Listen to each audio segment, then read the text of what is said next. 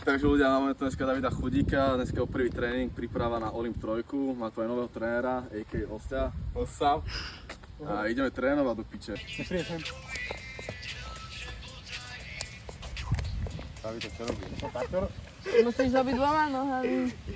Poj. Ja som vedel aj henku, jak sa to volá? Takto prekryť. Do kríža. Poj, Davidko, poj. To som ja skúšal, ale vždycky si najbal do čela. Takto.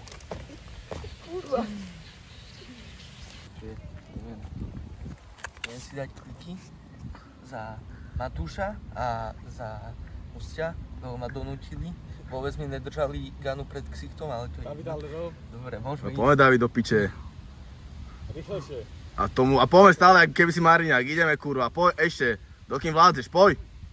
A ešte dáš.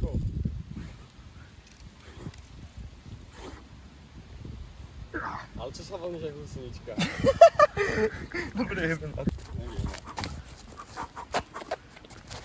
Poďme ešte, poď. Makáme. Do kamery. Poď nejaké uhyby ešte ukáž. Toto je najtvrdší bod na tele. To keď capneš, hneď zlomíš si ruku. Poď, David, poď. Takto? Poď. Normálne, ale nie, nebudeme sa byť. Jako ide? Čakaj, čím si chrániš tvár? Toto chrániš si bradu? Tu trafím aj cez ruku. Sa postav. To je kokot. Takže Davidko má momentálne takýto jedálniček na prípravu proti Polákovi. Čo to máš dobré? Parížský šarát. S rožkami, lebo tam sú bielkoviny v tom parížskom, takže vie čo robí.